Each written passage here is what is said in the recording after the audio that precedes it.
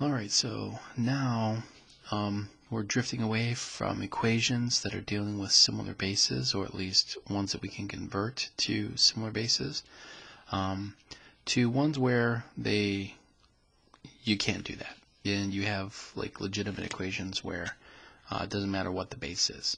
So we are going to have to use logs here, because the exponent is up in the rafters, it's up there, or the variable is an exponent, so we have to use a log in order to do that, and finding a pattern with these is going to be impossible. Okay, so the first step here is this guy's kind of his own little segment. I'll kind of put a box around him.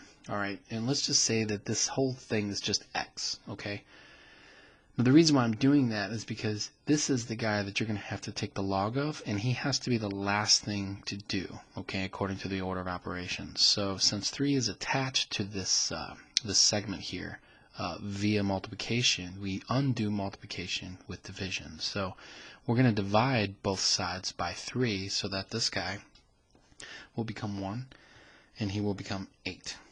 Okay, now since my next step looks like this, okay, I can now take the log of both sides. Alright, now when I do that,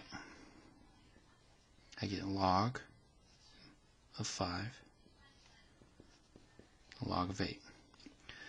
Okay, now this is extremely important because we have a rule here that says when you have the log, this guy will go into the front. That's the whole point of taking a log to solve, is that n plus 2 comes out to the front and you get a log of 5 equals the log of 8.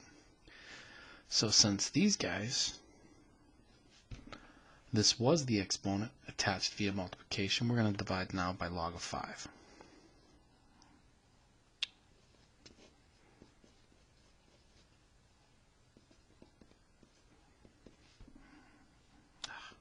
Like this. Okay, so n plus 2 equals log base 8 divided by log of 5. So that's where I grab my calculator.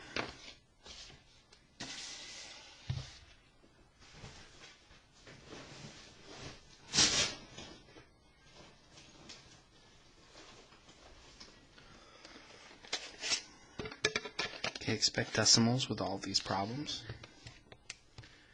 Log base 8 divided by the log, not base 8, log of 8. Okay, so now the log n plus 2 equals 1.292, and we'll just go to the thousands place. What does it say? 10 thousandths place. So we'll go one more. So we'll have a 0. Alright, so we'll go to the 10 thousandths place. This is the tenths, hundredths, thousandths, 10 thousandths. Alright, so now I'm going to just subtract 2 from both sides.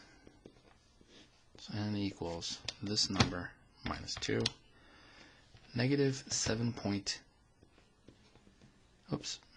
negative 0.7077, going to round that up to 80.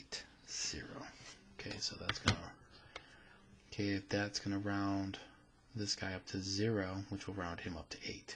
Okay, so this is your final answer. Alright, so with this next one, I'm going to do this on paper. 22,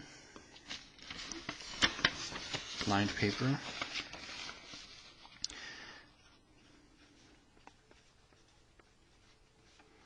Oops.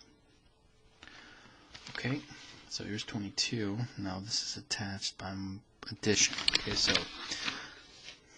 in the last problem we had 3 in the front, which is attached by multiplication. This is attached by addition. So here's this exponential segment here that we're going to get rid of through log, but this guy has to be, we have to take away the 5 first. Okay, so that's 2. Alright, so now if you've done a few of these, you'll notice that there's pretty much a pattern. If I took the log of both sides here, I'm going to squeeze that in to save some space. That b minus 2 will go in the front, and doing an extra step here, I'll have the log base 2 divided by 20. That's just how it's going to go, because we're going to have a log base 20, not base 20, log of 20, the log of 20 here, we're just going to divide both sides by it, okay? Now whatever this is going to be a decimal, and I'm going to be adding 2 in order to get rid of the b. Okay, I'm sorry, get rid of the negative 2. I'll be adding 2. So I'm going to go ahead and figure out what the log of 2 is. Divided by the log of 20. Okay, there's your decimal, and we're going to now say that b minus 2 equals that. That would be a 0.2314. 0.2314. So now I'm just going to add 2. So that would be b equals 2.2314. Alright, and that's it. 23.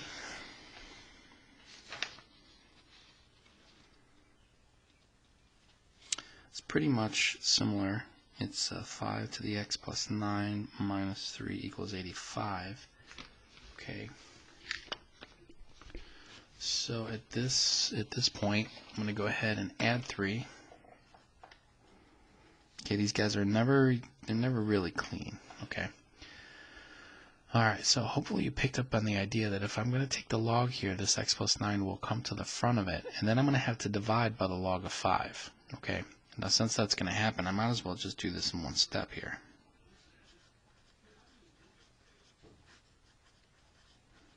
Okay, now if that doesn't make any sense, just keep watching the previous 2 examples. Okay, it's going to be the same steps every time. Okay, all right, so x plus 9 does equal that decimal. Okay, so let's do the log of 5. Okay, then 2.7819, and now I have to subtract 9 from both sides. So let's grab this guy. Minus 9. Negative 6.2181. Alright, because we got to round this guy up to the 10,000ths. Okay, so negative 6.2181.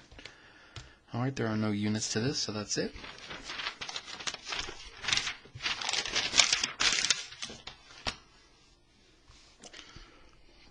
Okay, this is going to be the last one for this batch here. 24.